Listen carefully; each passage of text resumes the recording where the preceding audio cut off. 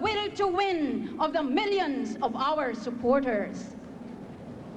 In conclusion, we shall carry on our crusade.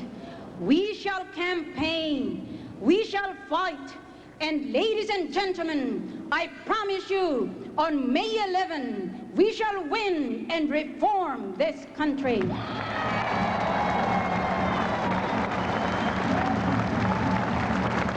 Thank you very much. Thank you very, very much.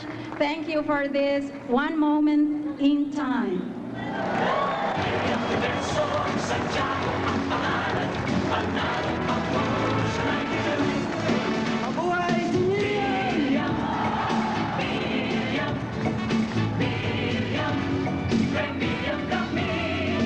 Miriam, Miriam, kay Miriam ang bayan ay ulan. Determinado, walang takot, makatarungan.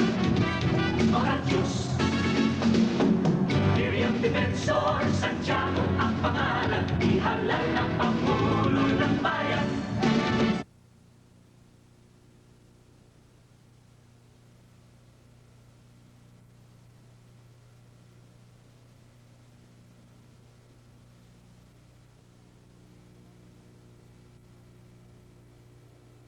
And if you ask, what is my concept of new politics? It is a concept of a politics that is attuned to what the people need, not to what they want. Because today, politics is focused, concentrated on creating wants for the Filipino voter, rather than addressing the real needs of 62 million Filipinos. Today, the Philippines is one of the poorest countries in the entire international community. Out of 172 states in the world today, we live in a country that is considered one of the poorest in the entire face of the globe.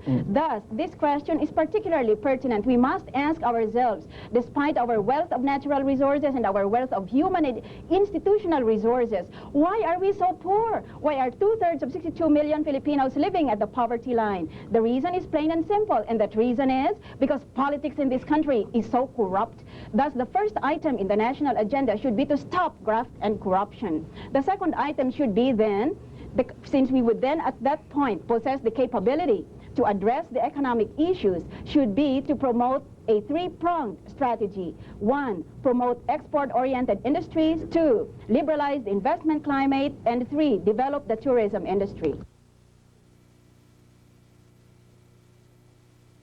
This is vital because last year we exported less than $8 billion worth of goods and services, whereas, for example, Hong Kong exported over $80 billion worth. So very obviously there is a widening chasm between our performance and those of the tiger economies of Asia. The answer is known to every economic senior in college. 1, we must promote credit. 2, we must provide technological assistance. 3, marketing assistance. And 4, bureaucratic support to our entrepreneurs. Executive Order number 1, to prohibit all government officials from dealing with or transacting any business with the President's relatives up to the 5th civil degree of consanguinity. I want to emphasize that my family, including myself and my husband and my children, must not profit in any form, shape, or manner from the presidency. In the Philippines, at this point, we are so divided, we are so fractured as a nation, possibly because of geographic reasons in the first place. We're an archipelago. Then possibly again because of cultural reasons. We have a tribal perspective. And then most importantly, we are fractured because we do not have a sense of shared destiny. Thus, it is the moral duty of the next president immediately to inculcate a sense of shared destiny among the people. But how can an honest president inculcate a sense of shared destiny among crooks, among corrupt people? By instilling the fear of God in these people. That is the only way. This is my way of saying the next president must be very strong and very decisive. It is illegal and it's immoral. That's what the Catholic Church teaches, and that's what the revised penal code of our country provides. And I would emphasize information dissemination and stability in the economy because, in my view, for as long as the economy is stable and prosperous, couples will, on their own, observe auto-limitation on the number of their family members. There is still a long way. There is token feminism, but we have not really strictly observed the principle of equal pay for equal work. So we have failed in our duties to observe the constitutional provision in Article 3, Section 1. No person shall be deprived of life, liberty, or property without due process of law, nor shall any person be denied the equal protection of the laws. The women have been denied equal protection. Ladies and gentlemen, the next Vice President of the Republic of the Philippines, It is time for us to change our form of government.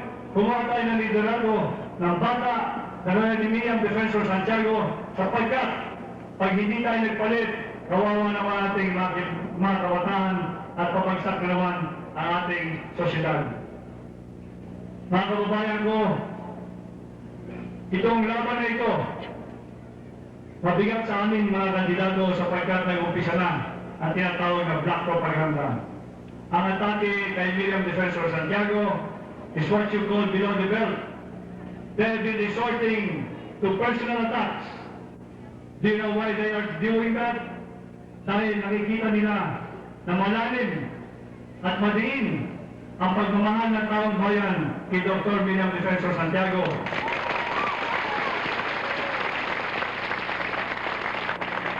Alam po ninyo, sa labanan ng politika, pag ang mga kalaban, when they resort to personal attacks, ibig sabihin ay walang issue against a certain candidate.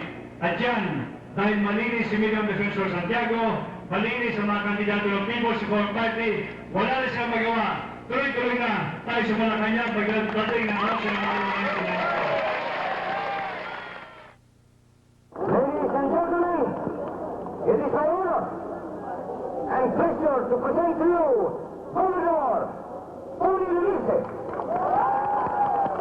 Ngayon sa paano pupunta rito, sabi sa akin ni Miriam, alam mo Tony, makuha mo lamang ang Batangas at saka ang Metro Manila, ako na may dala na kita ron. Pag nasamahan pa ng Bacolod at Negros, wala ka ng katalo-talo sa pagkakasenador. Kaya ako'y narito sa inyong harap na nahingin sigtutuhod ng inyong tulong para maidala si Tony Luise sa Senado sa paral ng inyong boto. Kami po ay halos nakalibot na ng buong Pilipinas. Ang mga crowd namin pagkalalaki, ang enthusiasm ay ganito rin. Ang sigaw ng bansang Pilipino buhat sa hulo hanggang apari. Kailangan si Miriam, defensor Santiago ang maging pangulo para sa hulo.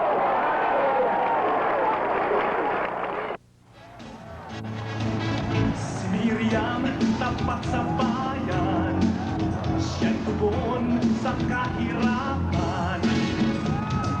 Miriam, defensor Santiago